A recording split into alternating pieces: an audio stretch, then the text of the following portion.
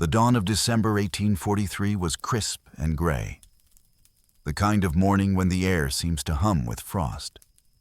On Cheapside, London's shopkeepers swept snow from their doorsteps as postmen in red coats began their rounds. Among the bustle of that winter, something very small and very human was about to begin: the tradition of sending Christmas greetings through the post. It began with an idea so modest that its inventor, Sir Henry Cole, could hardly have guessed it would help shape the very rhythm of the holiday season for generations to come. Sir Henry was a practical man, a civil servant, reformer, and lover of innovation. He had already helped organize the Great Exhibition and worked to modernize the postal service. But that December, he faced a simple, rather personal problem. The new penny post, introduced a few years earlier, had made it possible for ordinary people to send letters anywhere in Britain for just 1 penny. It was revolutionary. Communication had never been so easy or so affordable. But it came with an unexpected consequence: an avalanche of correspondence. As Christmas approached, Cole's desk began to overflow with letters. Polite greetings, social obligations, well-meaning notes from friends and associates. Too many to answer individually, and so, rather than write each one by hand, he conceived of something different: a pre-printed message of goodwill, elegant yet efficient, that could be personalized with just a signature. He called upon an artist friend, John Calcott Horsley, to bring the idea to life. Horsley designed a small card about the size of a modern postcard. In its center, a family raised glasses around a festive table. The image was warm, domestic, and filled with gentle abundance. On either side were scenes of charity, one showing people clothing the poor, the other offering food to the hungry. Beneath the central image ran a simple inscription in delicate type: "A Merry Christmas and a Happy New Year to you." It was the first Christmas card. Only 1,000 copies were printed, sold at $1 each, a luxury item by the standards of the time. Yet those who could afford them found them delightful, even revolutionary. The combination of sentiment and modern convenience felt distinctly Victorian. Heartfelt emotion expressed through the machinery of progress. Soon, artists, printers, and stationers realized they were witnessing the birth of a new custom. By the 1850s, the Christmas card had begun to trickle down from society's upper circles into the homes of clerks, teachers, and shopkeepers. Advances in color lithography made the cards cheaper to produce, and the spread of literacy made them meaningful to more people. Each year, new designs appeared in shop windows: scenes of robins perched on holly, children playing in the snow, Victorian ladies skating on frozen ponds, and families gathered by candlelight. The cards were whimsical, sometimes sentimental, sometimes moral. One card might depict a snow-covered cottage with smoke rising from the chimney. Another might show a small boy carrying a bundle of firewood. Even the simplest scene spoke to a longing for warmth, connection, and home. It was, in a sense, the visual language of love. Imagine a quiet sitting room in 1865. A mother and her 2 daughters sit by the fire, spreading out a small pile of cards on the table. Beside them lies a bottle of ink, a pen with a slightly bent nib, and a stack of envelopes embossed with a holly motif. "Who shall this one be for?" the mother asks softly. "For Aunt Clara," says the elder daughter, smiling. They dip the pen carefully, write the name, and seal the envelope with red wax. The youngest girl presses it with a brass stamp, engraved with the family initials. The smell of sealing wax mingles with pine and orange peel. Outside, a postman's whistle echoes faintly down the street. In that small ritual, simple, tender, domestic, the act of giving becomes as meaningful as the message itself. The cards traveled by train, carried in leather pouches through rain, snow, and soot. They crossed the country from Cornwall to Edinburgh, sometimes arriving slightly smudged, their corners bent by the journey. But to those who received them, they were treasures. A card was not just paper.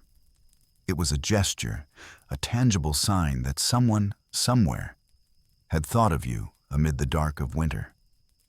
In the homes of the lonely or the poor, a single card might hang on the mantel all season long, its colors fading in the heat of the fire. And for those serving abroad, sailors, soldiers, traders, the arrival of a Christmas card from home was like a touch of warmth carried across oceans. The evolution of the Christmas card mirrored the changing values of the Victorian age. Early designs emphasized charity and virtue, reflecting the moral tone of the mid-19th century. But as printing became more playful, humor and sentiment took over. Cards began to feature animals in human dress, frogs in waistcoats, cats at tea, mice pulling sleighs. The Victorians adored whimsy, and their imagination knew no bounds. Still, the underlying message never changed. Each card said in its own way, "You are remembered." Even the poorest household saved a few pennies to send one or two greetings. Stationers sold simple, uncolored versions for half a penny. Children would add their own touches with paint or glitter. The joy was not in perfection, but in participation. The arrival of the Christmas card also changed the rhythm of the season itself. Before its invention, Christmas had been largely confined to the home and the church.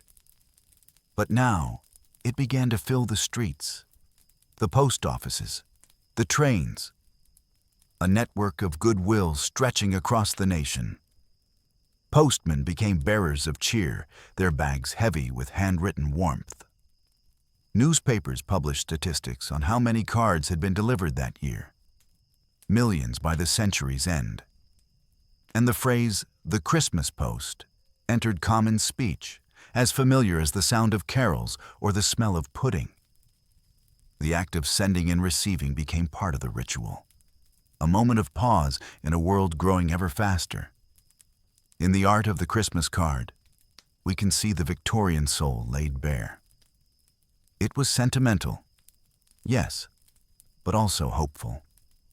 It believed that small gestures could knit together a divided society. A card did not erase poverty or sorrow, but it offered a moment of gentleness amid the clamor of industry. It was a token of humanity, an exchange of warmth in a cold age of machines. By the 1880s, the Christmas card industry was thriving. Firms like Raphael Tuck and Sons began producing lavish illustrated albums of holiday designs. Artists competed to create the most beautiful and imaginative cards. Some were printed on silk, others folded out into miniature scenes. A few even played music when open collectors began to save them, and children pasted them into scrapbooks lined with gold paper. The cards were treasured not just for their pictures, but for the handwriting upon them. The looping script of friends long unseen, the affectionate signatures of parents or siblings.